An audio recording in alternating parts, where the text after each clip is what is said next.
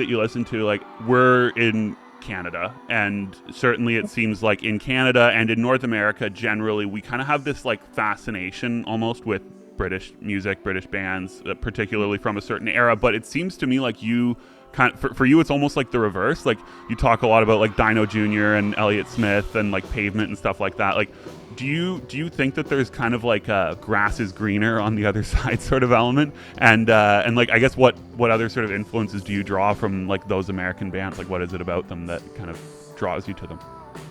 I think I just listen to like a lot of American bands, but also British bands. I feel like I mostly talk about American bands because I think when I was really getting into like rock music, like the first bands I like probably listened to that in that genre, like Dinosaur Jr. and Pavement. But yeah, no, I can definitely say that it is like a thing about the grass is always greener on the other side. But yeah, I mean, I just love all types of music, from anywhere in the world, really.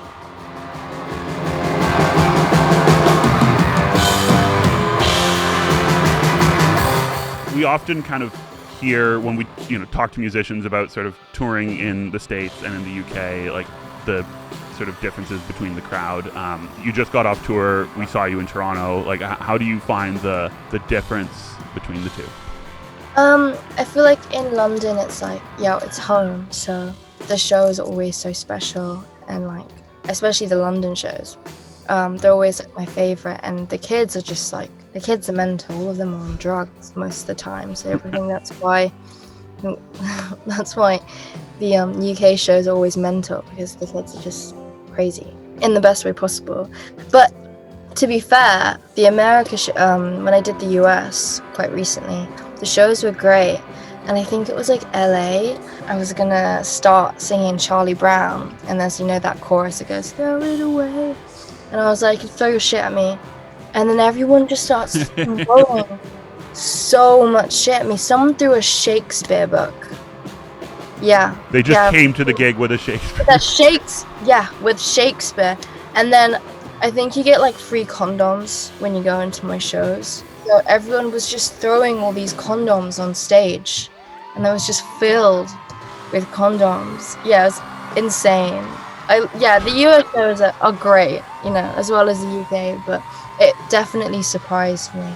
So I want to take it back a little bit. So I think, I, like you, have immigrant parents.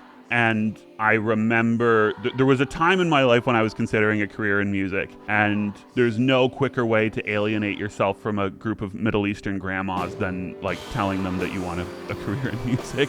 I've heard you express kind of similar things, and there was. It seems to me like there was a point in your career where, as you put it, you decided that you wanted to do music full time and not be a badass nursery school teacher. What was like the kind of the requirement for you to make that choice, and how did it go over with critical family members? I still really want to be a nursery teacher, and I'm definitely like building up towards it. Like, I guess I want to do this music thing for as long as I can, but I think when the first time I told my dad, because obviously he had known I really wanted to be a nursery teacher, and I think he expected me to do something with children, but not like a nursery teacher, maybe like a child psychologist. And when I told him I wanted to take like a gap year and think about music, and this was like before anything happened, he was like, what the hell? Like, no, you're joking, you're kidding. But now they're as like supportive as ever. But yeah, at the very beginning it did not go very well. But I always thought it was like a hobby, and I was like, oh, maybe I'll just like do, a little bit of music out the side whilst I'm like doing jobs, and I can take a gap and just do that. And my dad did not. My dad just wanted me to study like constantly. I mean, I never really planned to do this music thing, and I love how, I love everything that's happened, and I appreciate everything that's happened, but I really just expected to have like, quiet, wholesome life, which I do, but yeah, it's definitely like a lot of like pressure with music sometimes. I hear that. How do you deal with that? Like the pressure? Write more music. Write more music, and smoke weed. Yeah. That's all. That's literally. That seems Yeah. to be the thing to do, like Yeah. yeah.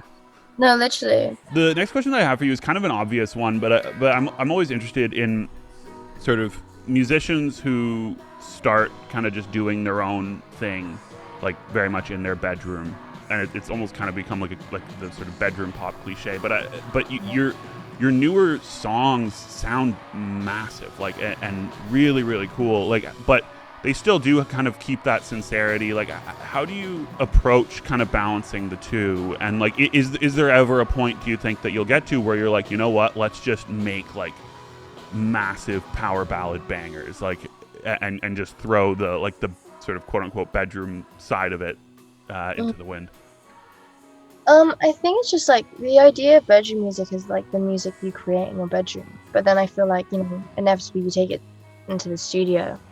And especially after playing like live shows, I wanted to make music that you could play live, because I think one of my favorite things being a musician is the live element and just like being able to perform. So the idea of like my last album, like my whole thought process was like every song has to like this album is meant to be played live. Like obviously, yeah, like you want to listen to it on your phone, but like I want an album that is meant to be played on stage. So I think that's why, naturally it just sounds bigger. I was doing like arena shows with this Night 75, and I was like, whoa, I need songs that fill this space. So I was just like, yeah, just make Fake It Flowers. Perfect. All right, well, that's it. Thanks very much, Pete. Really appreciate it. Thanks, guys.